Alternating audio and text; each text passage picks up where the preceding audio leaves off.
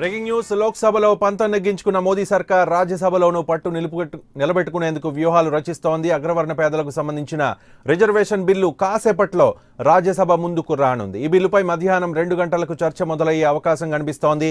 అటు రాజ్యసభలో మోదీ సర్కార్కు మెజారిటీ లేకపోవడంతో బిల్లు ఆమోదంపై ఉత్కంఠ నెలకొంది. అటు ప్రభుత్వం తమతో సంప్రదింపులు జరపలేదని విపక్షాలు ఆందోళన చేస్తున్నాయి. బిల్లుపై రాజ్యసభలో కేంద్రం వైఖరిని గట్టిగా నిలదీసేందుకు సిద్ధమయ్యాయి. సభను ఒకరోజు పొడిగించడం పైన విపక్షాలు ఆందోళన చేపడుతున్నాయి.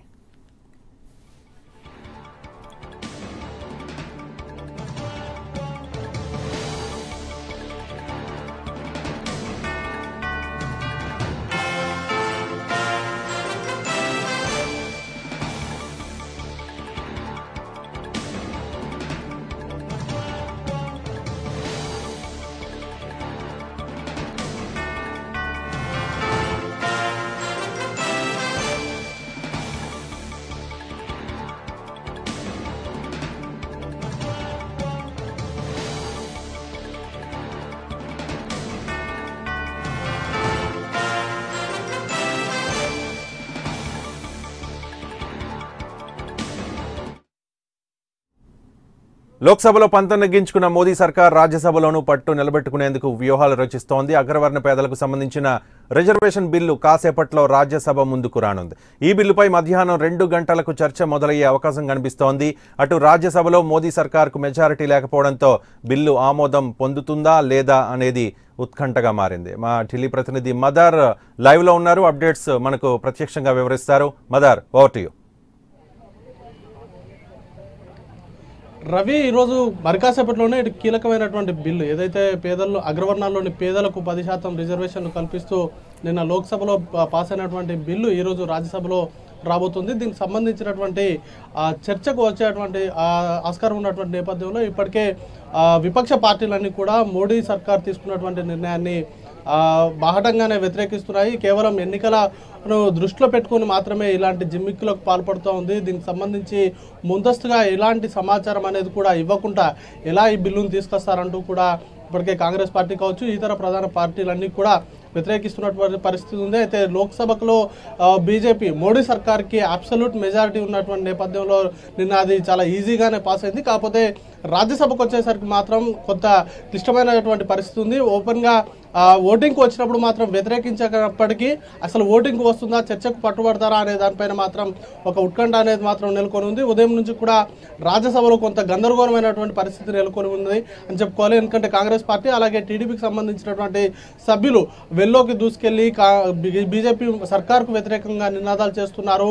అడావిడిగా ఇటువంటి కీలకమైనటువంటి బిల్లులను తీసుకొచ్చారు. ఎందుకంటే 4.5 ఏళ్లుగా ఇప్పటి వరకు అగ్రవర్ణాలకు సంబంధించినటువంటి పేదలపైన కావచ్చు, ఇతర దేశవ్యాప్తంగా ఉన్నటువంటి పేదలకు మేలు జరిగే విధంగా మోడీ సర్కార్ ఇలాంటి నిర్ణయాలు తీసుకోలేదు. కేవలం ఎన్నికలు ఇంకో 2-3 నెలల్లో ఉందనగా కేవలం ఎన్నికల్లో అడ్వాంటేజ్ సంపాదించడం కోసమే ఇలాంటి నిర్ణయం తీసుకున్నారంటూ కూడా కాంగ్రెస్ పార్టీ ప్రధానంగా విమర్శిస్తూ వస్తుంది. దీనికి సంబంధించి ఇప్పటికే నిన్న ఓటింగ్లో కూడా అన్నాడీఎంకే పార్టీని కూడా కొంత వాకౌట్ చేసినటువంటి పరిస్థితి. ఈ రోజు కూడా అలాంటి సిచ్యువేషన్ ఎదురయ్యేటువంటి అవకాశం కనబడతా ఉంది. రాజ్యసభలో చాలా తక్కువ సభ్యుల సంఖ్య అనేది కూడా బీజేపీకి ఉంది. గతంలో కూడా త్రిపుల్ తలాక్ ఆర్డినెన్స్ తీసుకొచ్చినప్పుడు కూడా లోక్సభలో ఈజీగానే పాస్ చేయించుకున్నారు. కానీ రాజ్యసభకు వచ్చేసరికి మాత్రం 2 సార్లు కూడా వెనుతిరగాల్సి వచ్చింది. అలాంటి పరిస్థితే ఈ చట్టానికి కూడా వచ్చేటువంటి అవకాశం కనబడతా ఉంది. ఇప్పటికే కొన్ని పార్టీలు అంటే ఆ ఉద్దేశాన్ని మాత్రమే తప్పుపడుతున్నారు. పేదలకు రిజర్వేషన్లు కల్పించడంలో ఎవరు కూడా బాహటంగా విమర్శలు చేయనప్పటికీ కేవలం మోడీ సర్కార్ తీసుకున్నటువంటి నిర్ణయం పైన మాత్రమే పెద్ద ఎత్తున విమర్శలు తలెత్తుతూ వస్తున్నాయి. దీనికి సంబంధించి మధ్యాహ్నం 2 గంటలకు చర్చ కనుక మొదలైతే అప్పుడు కాంగ్రెస్ పార్టీకి సంబంధించినటువంటి సభ్యులు ఏ రకంగా వ్యవహరిస్తారనే దానిపైన మాత్రం దేశవ్యాప్తంగా ప్రజలందరూ కూడా ఎదురు చూస్తున్నటువంటి పరిస్థితి. ఇప్పటికే వెల్లో దూసుకెళ్లి మరి నినాదాలు చేస్తున్నటువంటి పరిస్థితి. సభ వాయిదాల పర్వం కూడా పడేటువంటి అవకాశమే కనబడుతోంది. రవి, అయితే మదర్, బిల్లు ఆమోదం విషయంలో తమతో సంప్రదించలేదు, ఒకవేళ సంప్రదిస్తే కనుక మేము మద్దతు ఇస్తామని చెప్పేసి కొన్ని పార్టీలు చెబుతోన్న వెర్షన్. సో దీని మీద బీజేపీ వెర్షన్ ఏ రకంగా ఉంది? ఒక ప్రతిష్టాత్మకమైన బిల్లు పెట్టాలి అనుకున్నప్పుడు అన్ని పార్టీలతోనూ సంప్రదించాల్సిన అవసరం ఉంటుంది. ఎందుకు సంప్రదించలేదు అంటే బీజేపీ నేతలు ఏం చెప్తున్నారు? ఖచ్చితంగా రవి, బిల్లు తీసుకొచ్చే అంశం పైన కూడా పూర్తి స్థాయిలో కేబినెట్ భేటీ చివరి నిమిషాల్లో మాత్రమే ఇది యాడ్ చేయడం జరిగింది. ఈ నేపథ్యంలోనే వారికంత తగు సమయం అనేది కూడా లేదు. ఎందుకంటే మిగతా పార్టీలకు సంబంధించి వారి మద్దతు కోరేందుకు కూడా ఇప్పటికే సమయం కూడా చాలా తక్కువ ఉంది. ఈ రోజుతో యాక్చువల్గా నిన్నటితోనే రాజ్యసభ లోక్సభ అనేది కూడా వాయిదా పడాల్సి ఉంటుంది. రేపు నిన్నటితోనే గడువు కూడా ముగిసింది. కానీ ఒక రోజుకు రాజ్యసభను ఎక్స్టెండ్ చేస్తూ నిన్న అడావిడిగా తీసుకున్నటువంటి నిర్ణయం అసలు కేంద్ర కేబినెట్ భేటీకి ముందు కొద్ది నిమిషాల ముందరమే అది కేబినెట్ భేటీకి సంబంధించినటువంటి నోటులో చేర్చినటువంటి అంశం. ఇది 10% రిజర్వేషన్లకు సంబంధించి సైనిక చర్యలు అయితే ఏ విధంగా తీసుకుంటారో అంత సీక్రెట్గా ఇటువంటి నిర్ణయాన్ని తీసుకున్నారు. దీంతోనే ఇతర పార్టీలకు సంబంధించి సంప్రదింపులు జరిపేందుకు కేంద్ర ప్రభుత్వం దగ్గర కావచ్చు, పార్లమెంట్ వ్యవహారాల శాఖ మంత్రిత్వ శాఖకు సంబంధించినటువంటి వారి దగ్గర కూడా టైం లేకుండా పోయింది. హడావిడిగా నిన్న లోక్సభలో కూడా చాలా తక్కువ సమయం ఈ బిల్లు పైన చర్చ అనేది కూడా జరిగింది. ఈ రోజు కూడా అలాంటి పరిస్థితే ఉన్నటువంటి నేపథ్యంలో కొన్ని పార్టీలు కీలకంగా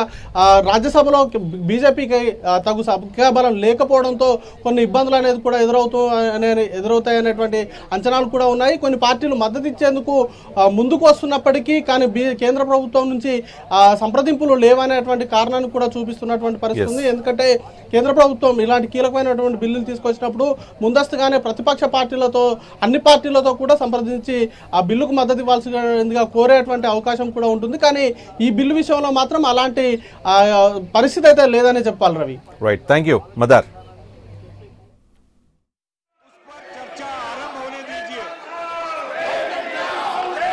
माननीय मंत्री जी अपना भाषण।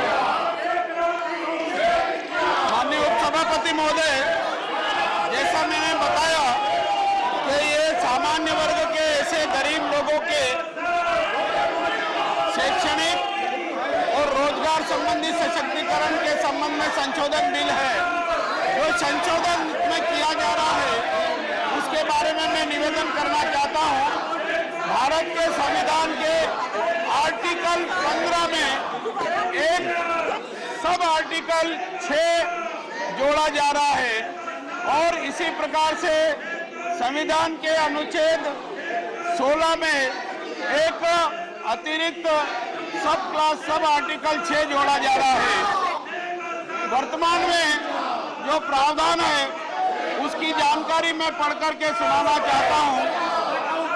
संविधान के अनुच्छेद 15 में खंड 5 के पश्चात निम्नलिखित खंड अंतः स्थापित किया जाएगा, अर्थात 6 इस अनुच्छेद या अनुच्छेद 19 के खंड 1 के उपखंड 6 या अनुच्छेद 29 के खंड 2 की कोई बात राज्य को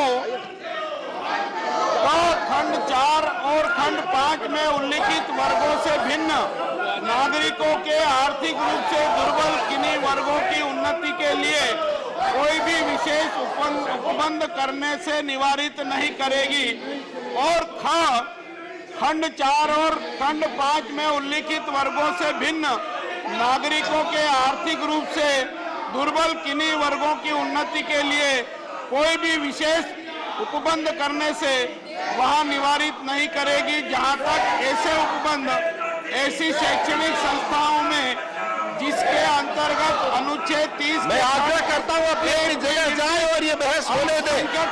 ये महत्वपूर्ण बिल है, पूरा देश देख रहा है। शैक्षणिक संस्थाएं भी है, चाहे वे राज्य द्वारा सहायता पाने वाली है या सहायता न पाने वाली है,